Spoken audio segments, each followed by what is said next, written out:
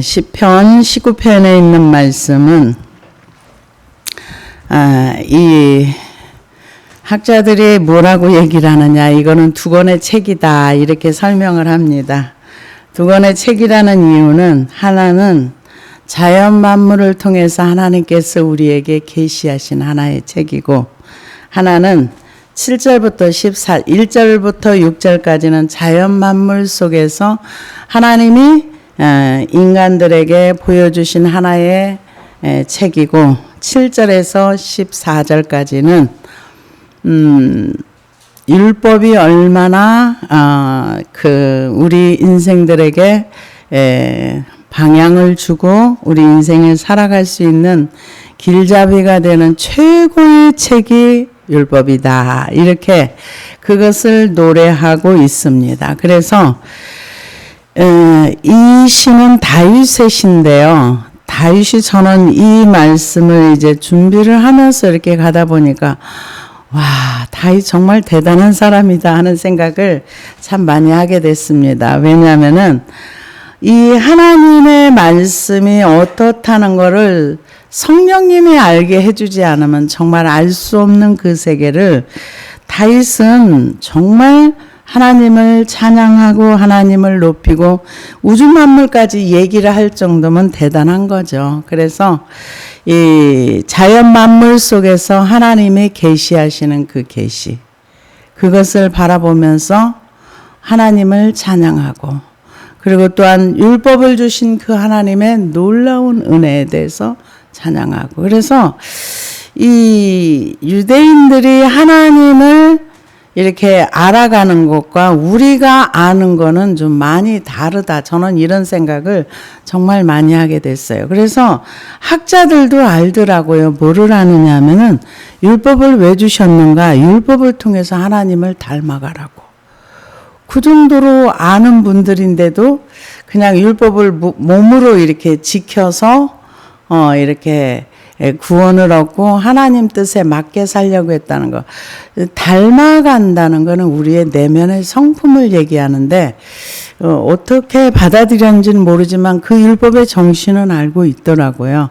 그런데도 불구하고 그렇지 않은, 알고는 있지만 그것을 실천하기는 쉬운 거는 아니죠. 그런데 이제 다윗은 그 두 개의 주제를 가지고, 하나는 이 자연 만물들이 얼마나 하나님을 드러내고 있는가, 하나님을 나타내고 있는가, 율법은 무엇인가, 이것을 얘기하고 있습니다. 그래서 창조에 대한 하나님을 찬양하는 시가 1절에서 6절까지예요. 그래서 그 율법과 자연 세계, 그래서 우리가 이 하나님이 창조한 대로 세상이 살아가고, 또한 그런 어떤 만물 속에서, 저는 이 말씀을 준비하면서 재밌는 얘기를 하나 봤습니다. 뭐냐면은, 모기가요, 종에 따라 차이가 있으나 일반적으로 1초에 날갯짓을 여러분 몇 번 하는지 아세요? 최소한 250에서 800회를 한답니다. 1초에. 그런 어떤 DNA가 그 모기 속에 넣어놨기 때문에 이게 가능한 거지. 그러니까 창조의 프로그램대로 이 세상의 모든 만물이 돌아가고 있다는 거죠. 그래서 하늘이 하나님의 영광을 선포하고 궁창이 그의 손으로 하신 일을 나타내는도다. 이 모든 사람이 이 하늘 아래서 살고 있는 거죠. 그래서 하늘이 하나님을 드러내고 궁창이 하나님이 하신 일을 나타내는도다. 날은 날에게 말하고 밤은 밤에게 지식을 전하니. 우리는 몰라요. 뭘 모르는가. 자연 만물이 어떻게 소통하는지 몰라요. 모르는데 이 성경에서는 이렇게 하늘 또 자연 이런 걸 통해서 하나님도 그렇게 많이 말씀하셨죠. 뭐냐면은 이스라엘 백성들이 하나님의 말씀을 안 들었을 때, 하늘이여 들으라, 땅이여 내 말을 좀 들어봐. 얘네들이 분명히 너네들이 증인이야. 근데 얘네들이 내 말을 안 들어. 이러면서 하늘이여 들으라, 땅이여 들으라, 이런 얘기를 했던 것을 우리가 알 수가 있습니다. 그래서 이 시편에 보니까, 시편 148편에 보니까 그의 모든 천사여 찬양하며 모든 군대여 그를 찬양할지어다. 해와 달아 그를 찬양하며 밝은 별들아 다 그를 찬양할지어다. 하늘의 하늘도 그를 찬양하며 하늘에 있는 물들도 그를 찬양할지어다. 그것들이 여호와의 이름을 찬양하면 그가 명령하심으로 지음을 받았음이로다. 그가 또 그것들을 영원히 세우시고 패하지 못할 명령을 정하셨도다. 그러니까 이 우주 천치, 이 우주의 천재의 모든, 우주의 이런 모든 것들을 하나님이 다 세우시고 법도를 정하시고 운행하게 하셔서 이렇게 하고 있다. 지금 그것을 얘기합니다. 그래서 하늘이 날은 날에게 말하고 밤은 밤에게 지식을 전하니 언어도 없고 말씀도 없으며 들리는 소리도 없으나. 저는 이런 자연 만물 얘기를 하다 보면은 그 헨리그루버 목사님 말씀이 생각이 나요. 그분이 교통사고로 죽어가지고 이렇게 쫙 빛보다 더 빠른 속도로 그 영이 이렇게 천국을 향해서 올라가는데 별들이 막 하나님을 막 찬양하는 그런 소리를 들었다고 해서 이제 그거를 간증을 하니까 어느 우주 나사 쪽에 근무하시는 그런 쪽에 간증을 하셨나 봐요. 그랬더니 거기서 한 분이 우주공학을 전공하셨어요? 이러더래요. 그래서 아니라고, 나는 내가 직접 내가 올라가면서 이렇게 빛의 속도로 올라가다가 그 별들이 하나님을 막 찬양하는 소리를 내가 들었다고. 그런데 자기는 시편에 별들이 하나님을 찬양한다는 게 있는 것도 몰랐었대요. 그냥 읽고 지나갔으니까. 근데 나중에 시편에 보니까 이런 게 있었어. 그런 얘기를 했다는 얘기가 이제 생각이 나는데요. 그래서 날은 날에게 말하고 밤은 밤에게 지식을 전하니 언어도 없고 말씀도 없으며 들리는 소리도 없으나 그의 소리가 온 땅에 통하고 그의 말씀이 세상 끝까지 이르도다. 하나님의 해를 위하여 하늘에 장막을 베푸셨도다. 우리 이 자연 만물을 얘기하는 이유는 뭐냐면은 이 땅에 발을 딛고 사는 사람들은 하나님을 인정하든지 안 하든지 이 태양빛에서 벗어날 수가 없다는 거죠. 하나님이 만들어 놓은 천체, 그 태양과 달과 별들, 이 우주를 우리가 하나님이 만들었다, 만들지 않았다, 인정하든 안 하든 그 태양의 빛 아래서 우리는 벗어날 수 없는 존재라. 지금 그것을 설명을 해주고 있습니다. 그래서 그의 소리가 온 땅에 통하고 그의 말씀이 세상 끝까지 이르렀도다. 하나님의 해를 위하여 하늘에 장막을 베푸. 근데 이 태양을 숭배하는 나라들이 꽤 많습니다. 어떻게 많으냐 하면은 우리 옆 나라에 있는 일본도 태양신을 숭배하고 그 바벨론도 태양신을 숭배를 했답니다. 그래서 지구에 태양신을 숭배하는 나라들이 꽤 많이 있더라고요. 왜냐하면 해가 너무 우리의 생명을 이렇게 햇빛을 못 받으면 식물이고 사람이고 살 수 없는 어떤 그런 존재라는 걸 깨달아서 그랬는지 아무튼 태양을 숭배하는 나라들이 꽤 많이 있더라고요. 근데 로마서 1장 19절에서 21절을 보니까 이는 하나님을 알만한 것이 그들 속에 보임이라. 하나님께서 이를 그들에게 보이셨느니라.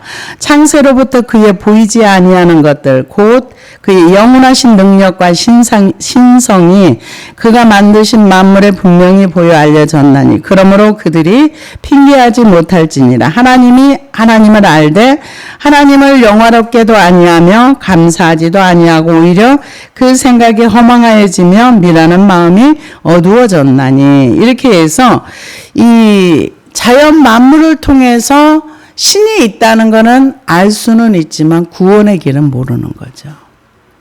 신이 존재해서 신이 만들었다, 여기까지는 알 수 있다는 거죠. 그러나 자연 만물을 통해서 우리가 구원의 길에 들어가고 이거는 불가능하다는 겁니다. 그래서 이 태양을 숭배하는 데가 꽤 있고, 그래서 해를 어떻게 표현했느냐 하면, 해는 그의 신방에서 나오는 신랑과 같고 그의 길을 달리기 기뻐하는 장사 같아서 하늘 이 끝에서 나와서 하늘 저 끝까지 운행하며 그의 열기에서 피할 자가 없도다. 그렇죠. 태양 아래서 우리 사람들도 하나님의 그 은혜 가운데서 햇빛을 하루에 어느 정도 쬐야지만 건강이 유지되고, 동물 속에서만 살 수 없는 게 사람들이. 그래서 이 온 세상의 모든 사람들이 하나님이 창조한 태양과 전체 그 기운 아래 다 산다는 얘기예요. 그래서 자연 만물을 통해서 하나님이 계심을 계시하고 있다. 그래서 이거를 일반 은총이라고 얘기합니다. 그러면은 우리는 일반 은총 플러스 특별 은총을 받은 자들입니다. 일반 은총이라는 것은 예수를 믿든지 믿지 않든지, 하나님을 대적하든지 대적하지 않든지 상관없이 똑같이 주시는 은혜예요. 그래서 믿는 사람도 호흡을 해야 살고 믿지 않는 사람도 호흡을 해야 살고, 모든 사람이 똑같이 일반 은총이라는, 모든 사람이 다 햇빛의 공기, 하나님이 창조한 것을 다 누리고 산다는 거죠. 그거를 일반 은총이다 이렇게 얘기를 하고요. 그리고 하나님의 은혜 가운데 들어가서 구원을 받은 사람들은 특별 은총을 받았다 이렇게 얘기를 합니다. 그래서 이 하나님의 말씀을, 이 율법에 대한 얘기가 이제 7절에서부터 나오는데요. 그래서 여기 6절에 보니까 그 열기에서 피할 자가 없도다. 우리나라 같으면 뭐 열기에서 그늘진 곳에 들어갈 수 있는데, 이 시를 쓴 다윗은 그 사막이 많은 지역에 살다 보니까 그 태양빛 아래서 숨을 곳도 없다는 거죠. 그래서 모든 사람들이 하나님이 창조한 그 세상에서 살면서 창조주를 기억하지 아니하고, 그러니까 우리가 은혜라는 얘기를 하죠. 은혜라는 얘기를 하고, 이제 부모와 자녀 관계를 말하자면은, 자녀들은 부모의 희생을 통해서, 요즘은 좀 그렇지 않은 경우도 있지만 대체적으로 이제까지 부모의 상 하면은 부모들이 희생하고 열심히 노력해서 자녀를 키워주고 부모의 희생과 사랑을 통해서 아이가 건강하게 자라는, 그래서 부모에 대한 은혜와 공덕을 생각하면서 부모를 공경하는 것처럼, 우리가 하나님의 주시는 세상에서 살고 먹고 하나님이 주시는 것을 누리고 살면서 하나님을 인정하는 것이 마땅한 거죠. 근데 인정하지 않고 자기 마음대로 살면은 하나님과 영원히 분리되는 거죠. 그래서 이 7절에서부터는 이제 율법에 대한 얘기가 나옵니다. 율법을 얘기하는데요. 여호와의 율법은 완전하여 영혼을 소성시키며 여호와의 증거는 확실하여 우둔한 자를 지혜롭게 하며, 여호와의 여기서 율법이라고 얘기하는 것은 토라를 얘기합니다. 토라는 모세의 복음, 모세가 기록한 창세기, 출애굽기, 레위기, 민수기, 신명기, 이 5가지의 복음을, 구약을 모세 오경이라고 하는데, 성경에서 토라 그러면은, 율법 그러면 대부분 모세 오경을 얘기합니다. 그런데 율법은 무엇을 얘기하느냐 하면은, 그 히브리어 단어로서 토라라는 단어는 교훈이라는 뜻이 있고요. 가르침, 법 이렇게 번역할 수 있답니다. 그래서 그 성경에서 토라 율법 하면은 모세오경. 그래서 잠언 3장 1절에 보니까 내 아들아 나의 법을 잊어버리지 말고 내 마음으로 나의 명령을 지키라. 그리하면 그것이 내가 장수하여 많은 해를 누리게 하며 평강을 더하게 하리라. 인자와 진리가 내게서 떠나지 말게 하고 그것을 내 목에 매며 내 마음판에 새기라. 그리하면 내가 하나님과 사람 앞에 은총과 귀중히 여김을 받으리라. 너는 마음을 다하여 여호와를 신뢰하고 내 명철을 의지하지 말라. 너는 범사의 그를 인정하라. 그리하면 내 길을 지도하시리라. 이 말씀대로만 살면 확실하죠. 근데 토라, 율법, 이거는 모세오경을 얘기하는데 이 모세오경에서 뭐라고 영혼을 소생시킨다는 거죠. 우리의 영혼이 하나님의 말씀을 통해서 깨어난다. 소생시킨다. 하나님의 그 복음을 얘기하는 거죠. 복음이 들어오면 생명이 들어오는 거예요.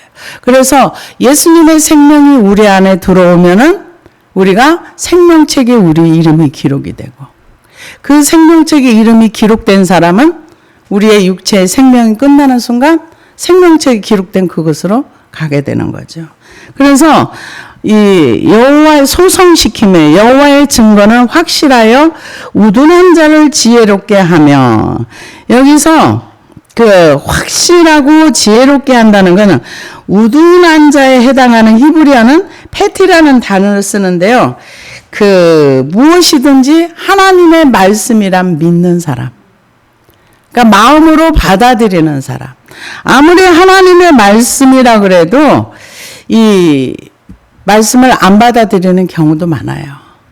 뭐 그 말씀이고 나는 나지 뭐 이렇게 하면서 거역한다고 볼 수가 있겠죠. 근데 이 우둔한 자는 율법을 받아들일 수 있는 겸손한 자, 열린 마음의 소유자를 얘기합니다. 그래서 이렇게 율법을 잘 받아들인 사람은 지혜롭다. 지혜롭다는 거는 뭐냐면은 어떤 문제가 있을 때 문제를 잘 해결할 수 있는 지각을 사용해서 하나님의 빛이 오면은 우리가 그 지혜로울 수밖에 없습니다. 왜냐하면 어두운 가운데 있으면은 아무것도 안 보이거든요. 그러면서 가는 길이 엉뚱한 길로 가는데 말씀의 빛이 되게 딱 비춰주고 그러니까 우둔한 자를 지혜롭게 한다는 것은 우리가 마음이 높아져 있는 상태에서는 하나님의 말씀을 받아들이기가 어려워요. 계속 나를 주장하는 거죠. 내가 옳은 거야. 하나님 말씀이 아무리 그래도 내가 맞아. 내가 옳아. 그러면은 지혜롭게 말씀을 받아들이기 어려운 거. 내 고집대로 사는 거죠. 사람들이 왜 변화가 안 되는가? 나를 주장하면 절대 변화가 안 일어나요.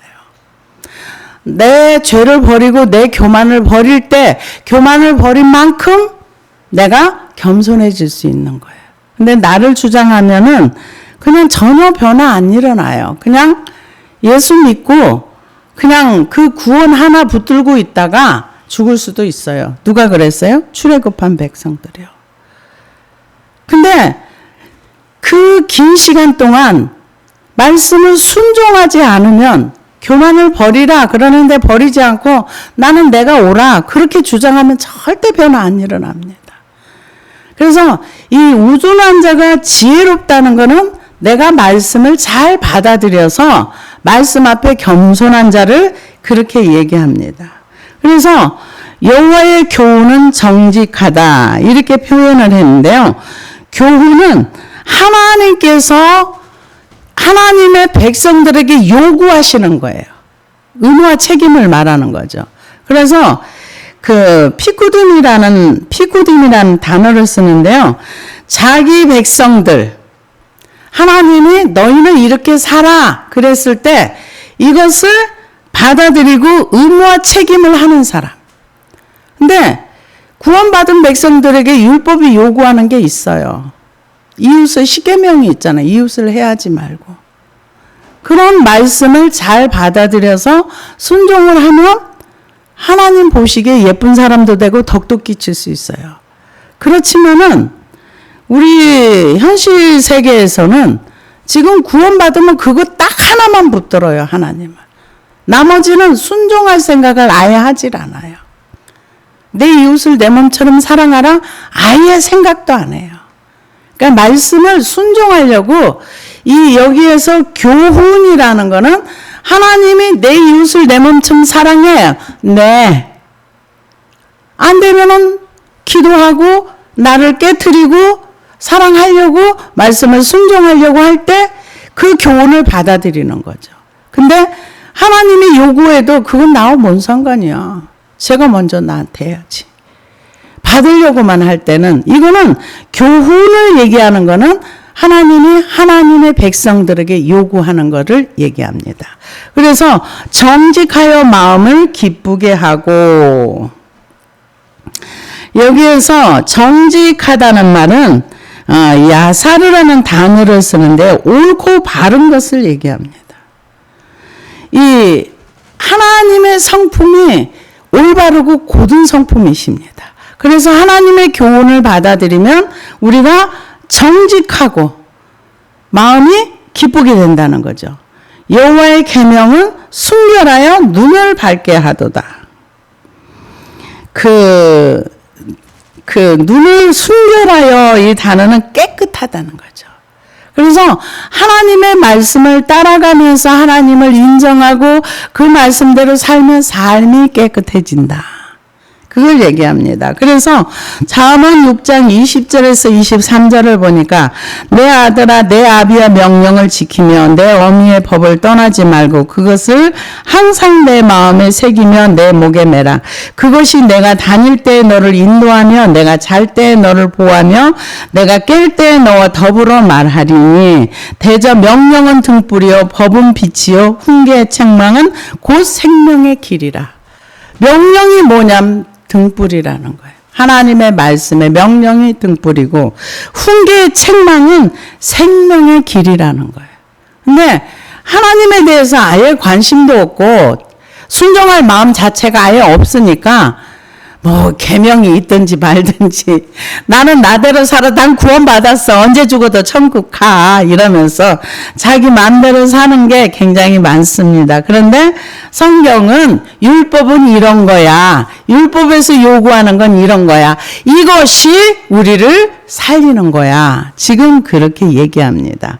그러면서 눈을 밝게 해준다는 거죠. 눈을 밝으면은 못 볼 것도 볼 수 있다는 거죠. 눈이 밝아진다는 거는. 근데 그 훈계의 책망이 곧 생명의 길이라는 거죠. 하나님의 말씀은 우리를 책망하십니다. 그래서 디모데후서 3장에도 보면은 하나님의 말씀은 우리를 바르게 하며 책망한다 그랬어요. 말씀의 책망을 잘 듣고 행동을 고치면 삶의 변화가 일어납니다. 그래서 눈을 밝게 하는도다. 여호와를 경외하는 도는 정결하여. 여호와를 경외하는 도라는 거는 우리가 원래 도자를 쓸 때는 길도자를 많이 씁니다. 근데 원문에는 없다 이렇게 얘기를 하는데 여호와를 경외하는 자에게 베풀어진 교훈이다 이렇게도 표현을 합니다. 뭐 길이나 도나 교훈이나 막 같은 말이죠. 그래서 여호와를 경외한다는 거는 하나님의 말씀을 순종하는 거. 믿음이 있는 사람이 순종을 합니다. 믿음 없으면 절대로 순종 못합니다. 왜요? 그거는 성경에 그냥 나와 있는 내용이에요. 여러분 들어서 아시겠지만 하나님이 아브라함을 시험했어요. 시험할 때는 하나님이 시험할 때는 준비해놓고 복을 준비해놓고 시험을 하십니다. 달아보는 거죠. 그러니까는 시험 쳐보는 거죠. 그래서 점수 잘 나오면 선물을 듬뿍 주는 거죠. 그래서 이삭을 갖다 드려라, 번제를 드려라 그랬을 때 갈등하거나 고민하지 않아요. 사라하고 의논도 안 해요. 무조건 데리고 갑니다. 가서 고민했다는 구절이 한 구절도 없어요. 그냥 올려놓고 묶어놓고 이렇게 하려고 했는데 하나님이 거기 이 성경에서 제일 바쁘게 부른 장면이 거기였답니다. 아브라함아 뭐라 그래요? 이제야 네가 나를 경외하는 줄 알았다. 그리고 이제 축복의 말씀을 주시고 이삭은 도로 받고.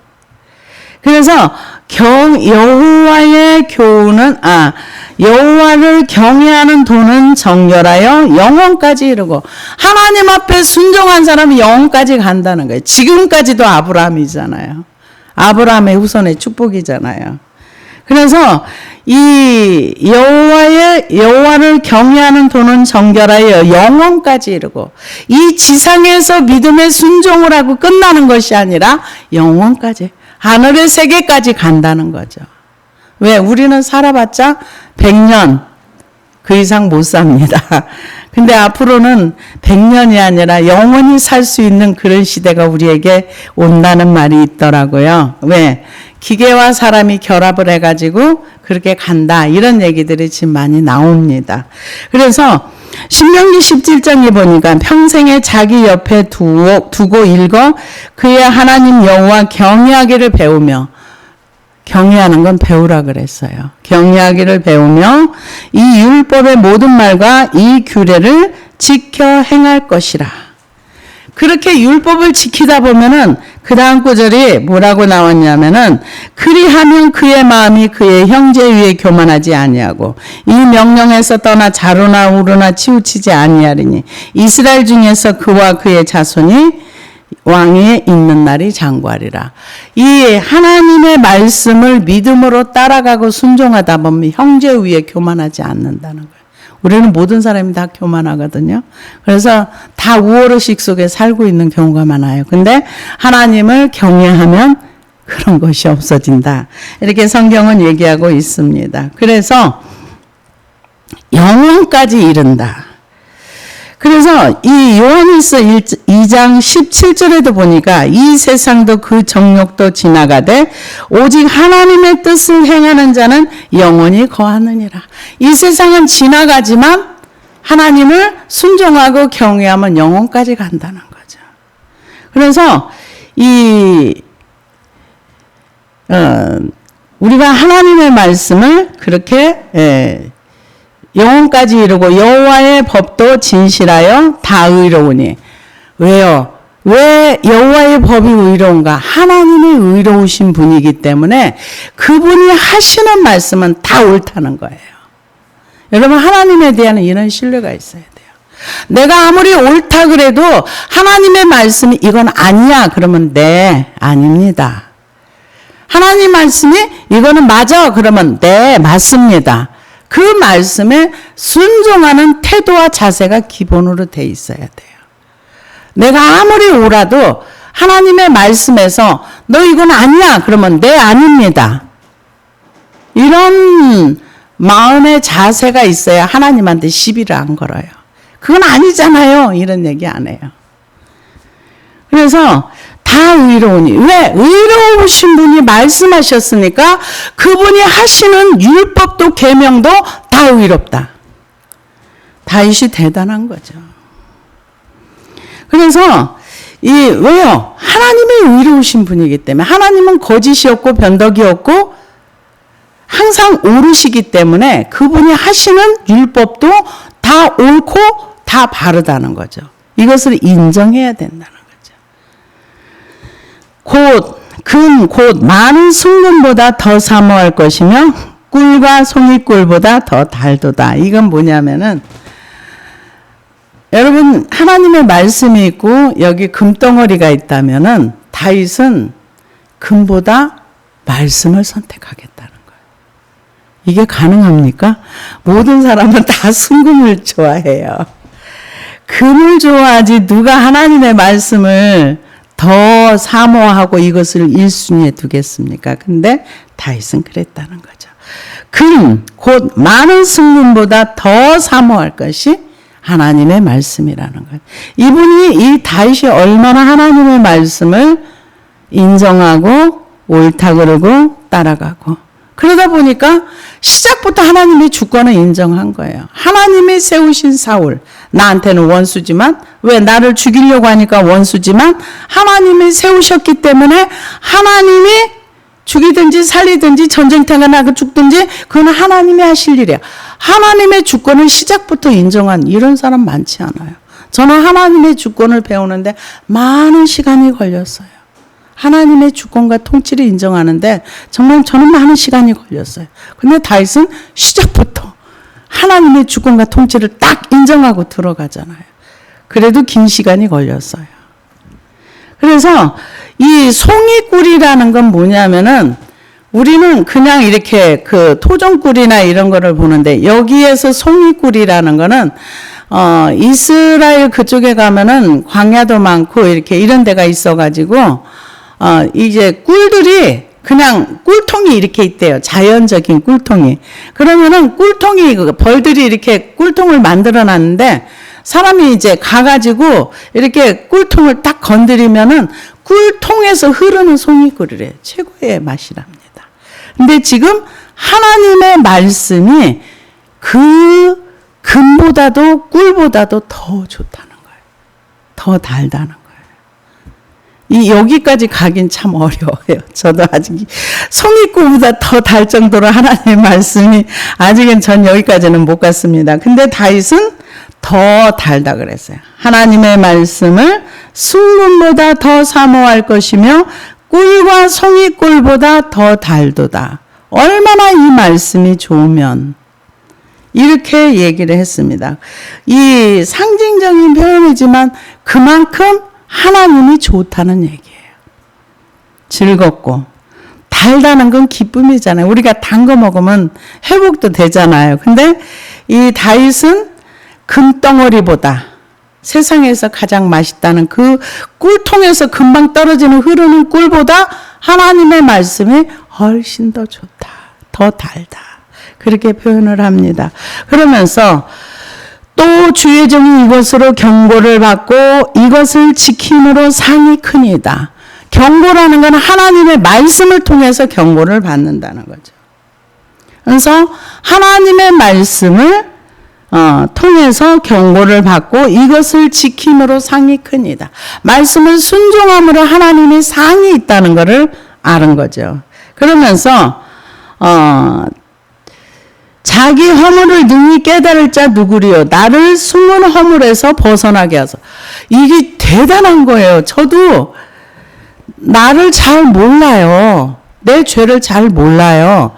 근데 다윗은 이미 자기가 자기 죄를 모르고 있다는 걸 알았어요. 대단한 거죠. 엄청난 거죠. 그래서 이 레위기 4장 13절에 15절을 보니까 만일 이스라엘 온 회중이 여호와의 계명 중 하나라도 부지 중에 범하여 허물이 있으나 스스로 깨닫지 못하다가, 하나님 이거 인정하셨어요. 스스로 깨닫지 못하다가 그 범한 죄를 깨달으면 회중은 수송아지를 속죄제로 드릴지니 그것을 회막 앞으로 끌어다가 회중의 장로들이 여호와 앞에서 그 수송아지 머리에 안수하고 그것을 여호와 앞에서 잡을 것이요. 이 깨닫지 못한 거를 해결하는 방법을 가르쳐 주셨어요. 근데 깨닫지 못하는 거를 나중에 깨달으면 그거를 이제 해결할 수 있는 거. 우리 같으면 지금 정말 몰랐다가 성령께서 알게 해주시면 십자가 밑에 가서 이거를 자복하고 죄를 버리면 되죠. 그런데 성경에서 의인이라고 인정했던 욥도 못 깨달았어요.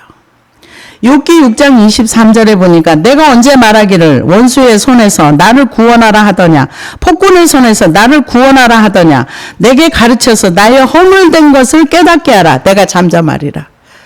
자기는 죄를 모르겠는데 옆에 친구들이 자꾸 죄가 있다고 회개하라고 하니까 이 욥이 뭐라고 그래? 답답하니까 너네들한테 나를 폭군한테 내가 구원해달라 그랬냐? 내가 허물이 있는 걸 나한테 좀 깨닫게 해줘. 알게 해줘. 그 얘기예요. 그만큼 자기의 허물을 깨달을 수 없다는 거예요. 그래서 욥기 19장에 보니까 4절에 비록 내가 내게 허물이 있다 할지라도 그 허물이 내게만 있느냐. 너희가 참으로 나를 향하여 자만하며 내게 수치스러운 행위가 있다고 증언하려만 하려니와 하나님이 나를 억울하게 하시고 자기 그물로 나를 애워싸신 줄을 알아야 할지니라. 이 욥이 뭐라 그래? 난 억울해. 난 죄가 없어. 너네들이 나한테 아무리 그러고 나한테 교만하게 해도 나는 억울해. 하나님이 나를 억울하게 했어. 이게 자기를 볼 수 없다는 얘기예요. 우리가 나의 허물을 깨닫고 나의 죄를 깨닫는 건 어마무시한 은혜입니다. 깨닫지 못합니다. 여기서 허물이라는 말은 모르고 짓는 죄, 그리고 비고의적인 죄를 얘기합니다. 그래서 숨은 허물에서 벗어나게 하소서. 또 주의 종에게 고의로 죄를 짓지 말게 하사 그 죄가 나를 주장하지 못하게 하소서.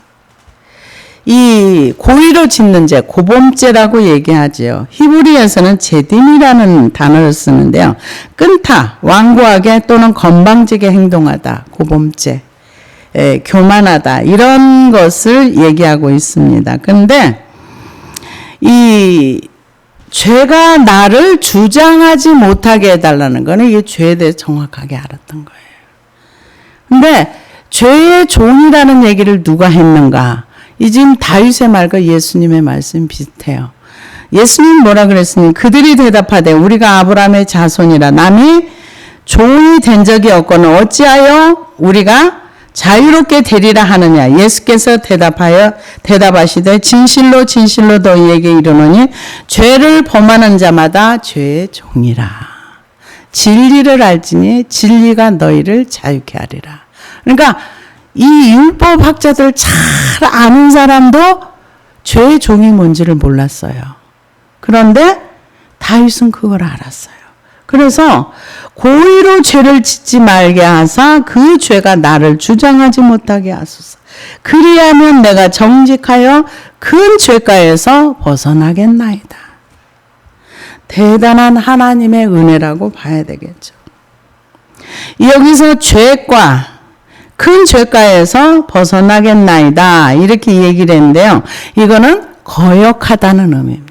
그러니까 나도 모르게 하나님을 거역하는 그 죄에 내가 붙들려 살지 않게 하소서. 하나님의 성령님이 아니면 알 수 없는 죄의 세계.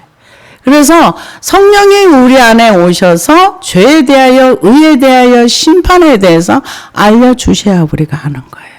우리의 변화됨이 없는 거는 예수를 오랫동안 믿어도 아무리 말씀을 들어도 변화되지 않는 거는 내가 죄를 끝까지 주장하기 때문에 변화가 안 되는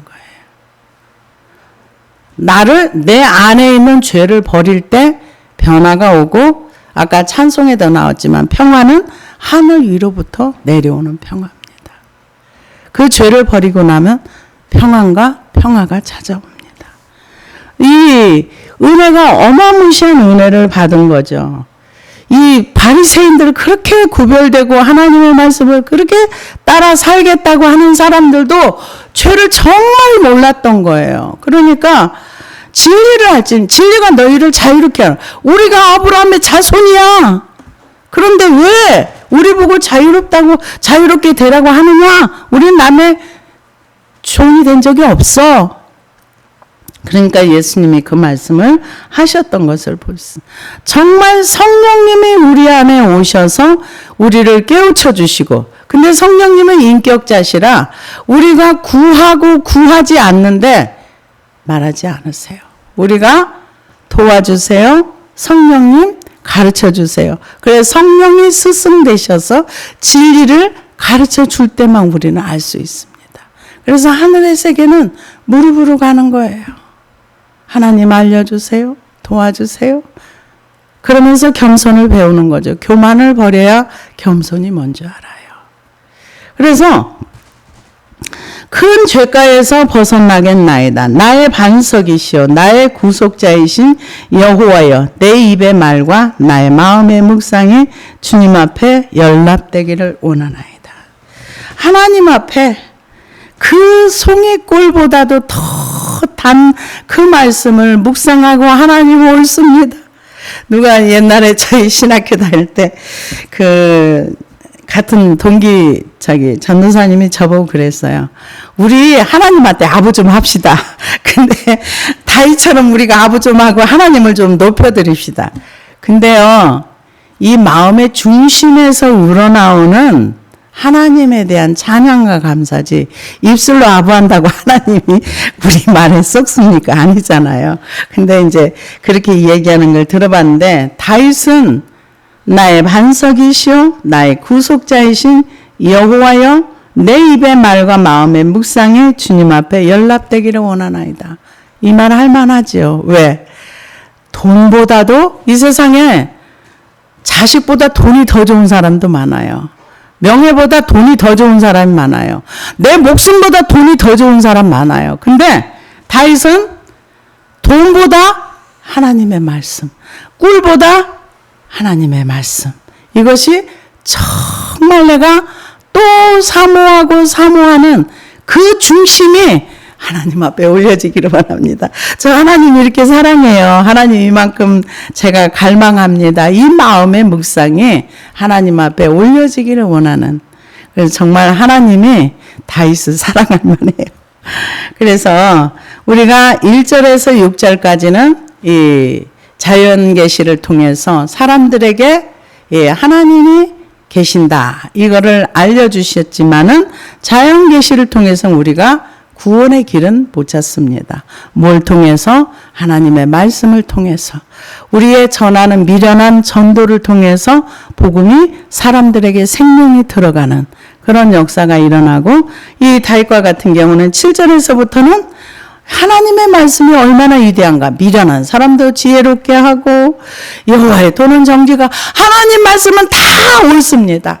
다 의롭습니다. 하나님 말씀은 정말로 진리입니다. 하나님의 말씀에 대한 신뢰와 또 하나님의 말씀에 대한 갈망과 이것을 기록해 놓은 성경이 시편 19편에 있는 말씀입니다. 우리도 다윗처럼 한번 노력해 봅시다. 기도하시겠습니다.